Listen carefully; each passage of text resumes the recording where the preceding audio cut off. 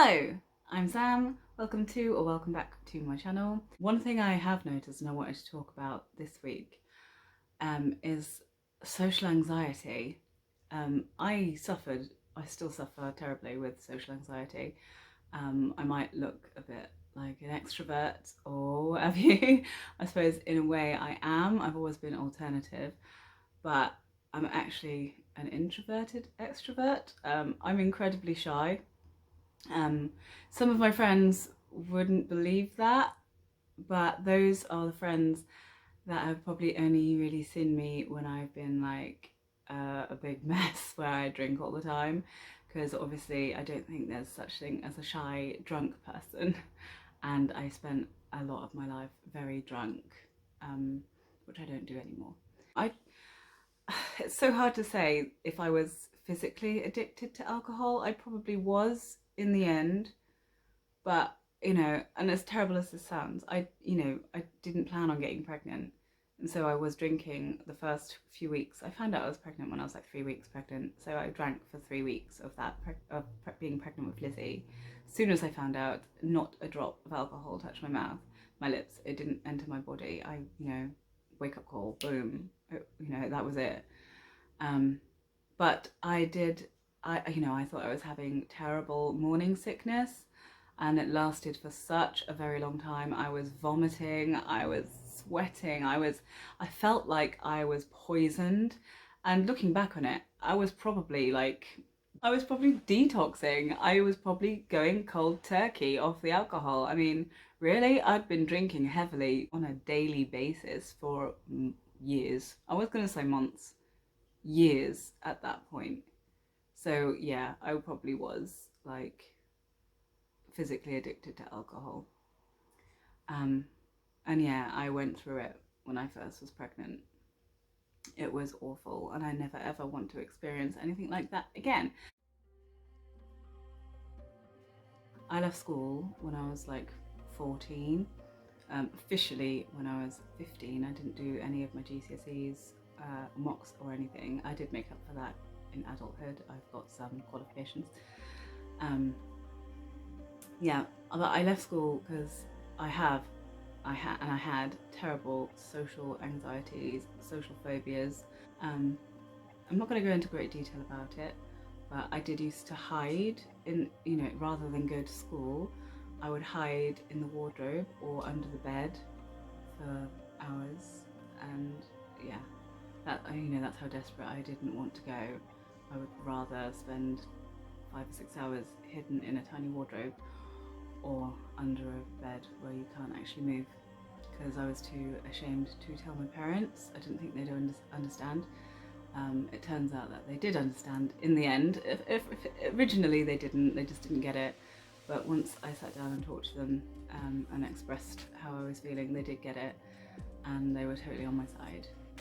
I'm just going to say how it was, actually. What happened is that I used to start just going bright red if somebody said my name or caught me off guard, or somebody come along that I hadn't seen for a while, or just something like surprised me. I would go bright red, like to the point of like the colour of my lipstick. And it happened so often and so many times a day that people used to do it on purpose. They'd be like, "Oh, have you gone red again, Sam? Sam, you've gone red again. Why have you gone red?" "It's because you fancy so-and-so." And obviously, I mean, that would probably bother me now, let alone bother a 14-year-old. And it did bother me incredibly. I remember passing out once where I hyperventilated, and I passed out, and I got sent home. It became a torment in my mind. I just didn't want to see anybody that knew me. I was so embarrassed of myself, and I was so ashamed of myself. I actually locked myself away after I was caught hiding in various places. I was dragged to school, and we had the social services. I won't go into too much detail, but eventually it died a death. And I don't know, because it was, I'm 38. I left school when I was 14. This was a long time ago, 1996. yes, 1996, 97, around that time. And there were fines for your parents, what have you, but that never happened. It just died a death. The social services left us alone, and I was left to get on with it. And I was so very grateful for it at that time. But looking back on it, I think that was a terrible mistake. I do feel like they totally abandoned me. I was a child, I had mental health problems, and I really needed some help, and I just totally abandoned. I would not let that happen to my child. I know my parents didn't know what to do, and mental health is much more understood these days. This was well over 20 years ago. But I did, it was so difficult. It's actually quite difficult to talk about. I haven't talked about this for a long time, but the reason I'm talking about it is because it started happening again, and I think it's because of lockdown. In fact, it's probably the only reason is it's because of lockdown. But I hid in my bedroom for 6 months. The only time I would come out, I didn't even want my parents to see me, because in the end I was just going red all the time, and I was just, why am I embarrassed all the time? Why, as soon as someone looks at me, I go bright red? What is wrong with me? No, it hasn't happened to anybody else. And it's an anxiety problem. That's what it is. I didn't realise it at that age. I just thought I was like a super freak. So the only time I would actually go and socialise with anybody, my friends, was at night, because you couldn't see my face. You couldn't see the colour of my face. You couldn't see if I flushed. And you know what happened? I never went bright red, or very, very occasionally would I flush, because I didn't have that anxiety about it. I didn't have the worry about, oh, well, it doesn't matter if I go bright red because it's dark and nobody can see. Because we were all hanging out in parks and getting drunk. You know what I mean? Like typical 90s teenager. Yeah. So that's the only time I left my bedroom and went out. The other time would be when my parents were out the house. I would run downstairs, raid the cupboards, go stock my bedroom, steal my dad's tobacco. Sorry, Dad. Raid the drinks cabinet. Yeah, that's when I started drinking, actually. And that's when also I discovered that alcohol took away the anxiety of going red. And that's when I started using alcohol as a crutch, at the very young age of 14 or 15. That's really quite sad, isn't it? I just wish that there was more help available. I feel quite upset about that, actually. Yes, I wish that there'd been more help available. I think my life would have been very different. Right, get it together, Sam. It was 20 years ago. It's okay. But that is why that's when I started using alcohol as a crutch. And I used alcohol as a crutch all the way up until I got pregnant, which will be 2 years ago next month. In fact, it's 2 years ago on the 4th of February that I found out I was pregnant. So 2 years ago now I was pregnant, but I didn't find out until the 4th of February. And that is the moment that I stopped all naughty, bad things, smoking, drinking, various other things. Yes, and started living clean. I've fallen down a few times. I've had a few drinks, not while I was pregnant, but afterwards, I'd have a few drinks. And on the occasion, I would have a few cigarettes as well. I smoked for such a very long time. It's really alien to me to not smoke. That's why I have this Madubi. I really want to get off of this too, but without this, I would start smoking again. I know I would. So it's currently keeping me cigarette free. As for drinking, I'm not particularly interested in drinking, but I'm not particularly, there's no call for it at the moment because I'm very much at home, staying with my immediate family because of lockdown. And when I go out, it's straight to town, back again, it's winter, hat on, we've got to wear a mask in public. And do you know what? I love it. Does anyone else like the fact that I get to wear a mask? Is it just me? Like, I can hide my face because I've started getting that teenage thing that I got about going red again. If I see somebody I haven't seen for ages, especially because I've lost a lot of weight, and they're like, oh my God, you look amazing. I didn't recognize you. You look like a different person. I start going bright red, and I'm like, and then I notice that they've noticed that I've gone red, and they're like, I wonder if they're thinking, why has she gone red? What did I say? What's she embarrassed about? And then my mind goes into overload, like, they're going to think it's them. They're going to think it's them, not me, but it's me. I need to go. I need to get out of here. And by that point, my face is the same color as my hair.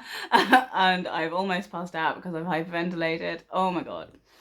So, you know, I start walking into town and I'll put my mask on. It's like, yeah, it's cold, I'm wearing my mask, or there's too many people, I want to wear my mask. But if I'm being honest with myself, it's because I want to hide my face. I've got a mask that comes all the way up here, and I wear a hat, so all you can see is my eyes, and my eyes don't go bright red. So, oh man, why is this happening? Honestly, it's not all right. I do need to like work my way out of it. Last time it lasted, like I said, for about 6 months where I didn't leave my bedroom, but it lasted much longer than that because there was a time, months I was at school where I felt I had to go. So, it lasted well over a year. And then I started drinking, and it stopped basically when I started using alcohol as a crutch. So really, I have never dealt with it. Never dealt with that social anxiety and this worry that I have about going red. So if anyone's watching this and I see you and I go bright red, it's not you, it's me. It's my social anxiety. I don't know what to do about it. But, this is a weight loss and well-being channel. And so I endeavour to do some research to find out what I can do about it. Obviously, I think, therapy, things like that. I've had a lot of therapy. I've never stuck at therapy because to be honest, I have never found a therapist that I like. I had an eating disorder when I was very young, when I was like 19. I got very thin. This is for another story, but I'm saying about having a therapist that you don't like. The first therapist I knew I had an eating disorder. I knew I was skinny, but I wanted to be more skinny, and I was terrified about eating, and I didn't want to be that way. And I talked really openly, really candidly to my therapist about it. My BMI was like 17. Or 17.5, I can't remember, but I was underweight. Her offer of help to me was that she gave me like a free gym pass, like free vouchers to go to the gym. And in my mind, I'm like, oh, thanks. Well, she must think I'm still fat then. Maybe I'm not as skinny as I thought I was. Okay, well, I can't be that sick. I can't be that ill with this eating disorder that she thinks I need to go to the gym. So I ended up being very ill. That's one of my first experience with a therapist. I've had therapists where I thought that I've fallen in love with them. And there's one particular guy, I was in my very early 20s, and to look at him, he was just a normal guy. He wasn't somebody I'd go, oh, baby, hey. But because he was so very, very kind and so understanding and so human, that I started developing feelings for him. And it was no longer appropriate. And I used to think about him all the time. To be quite frank, I can't even properly remember what he looks like now. So obviously, I really wasn't in love with him, but I thought I was. Man, I'm a mess, aren't I? Have you heard of the Wim Hof Method? That's what I'm going to be undertaking. My dad was the one that mentioned it to me, and me and my parents don't agree on a lot of things. I love them very much, but we don't agree on a lot of things. So when he first mentioned it, I was a bit like, oh, I'm not interested. it's going to be something I'm not going to be interested in. And then I watched him and I was like, Dad, you suggested something actually quite cool. So I have done a bit of research on Wim Hof, and he is like some legend who can hold his breath forever and has ice showers and ice baths, and he's basically like a snowman. The Iceman cometh. And you know, apparently he does all these breathing techniques and he does these cold showers and what have you. And apparently it's very good for your body, but it's very good for your mental health as well. So from Monday, I'm going to be doing the Wim Hof Method, and then I will tell you about it next Monday, which involves me having cold showers, like freezing cold showers every day. I am not a cold shower girl. I really am not. I'm going to hate it, but apparently you do get used to it and it's really good for you, so I'm going to try. And it's about doing this breathing technique. And I did actually try the breathing technique, and the second time I did it, I managed to hold my breath for 2 minutes. I smoked for like 25 years. And I managed to hold my breath for 2 minutes. I was quite impressed, you know, without feeling like I was like, you know, I was quite calm about it. And I was like, oh, and because I get anxiety about all my breathing and stuff, I just really don't want to, I don't like breath holding, and it feels like I'm never going to release it and I'm going to die in terror. But I felt all right, so I'm going to go for it, and then I'll let you guys know about it next week. Also, I'm currently doing another walking challenge, but this one isn't for a charity or anything. It's just for myself. I found myself kind of, because we're in lockdown, we're only allowed out once a day for exercise and shopping and what have you. I found myself only doing exactly kind of 10,000 steps and then stopping. And I really need to move more than that now, because I've lost so much weight that I'm not burning off 2,800, 3,000 calories anymore. I'm kind of burning off 2,200. And, you know, I want to be in the 1,000 calorie deficit. I'm kind of only losing 1.5 pound a week. And I really want to continue losing 2 pounds a week. And I haven't done that for a while. So I've upped my exercise, and I'm walking 7 miles a day currently to do this. It's called the Conqueror, and I'm walking the length of Hadrian's Wall. So I'm doing that, and I've got a 2-week time period to do it in, but I want to do it in less than that. So I'm on day 3 of that, and it's been all right actually. I jump on the treadmill at Mum's house, do a few miles there. Of course, we're not allowed out too much in England, are we? So let me know if any of you guys have been getting kind of any social phobias or anything weird in your minds related with lockdown. I'm sure everybody has, and what you're doing about it to help yourselves. And if anyone's got any suggestions for me to help myself, that would be gratefully received. This is a weight loss channel after all, isn't it? So, have I lost weight this week? And I'm 176. Exactly. That's my current weight loss from the beginning of the year to now, 2 weeks. Thanks for watching, guys. Thanks if you got through to this part of the video. We're at the end. So high five if you made it through. And yes, if you can give it a like, my video a like, and subscribe to my channel if you haven't already, and that would be marvellous. And I will see you lovely lot next time.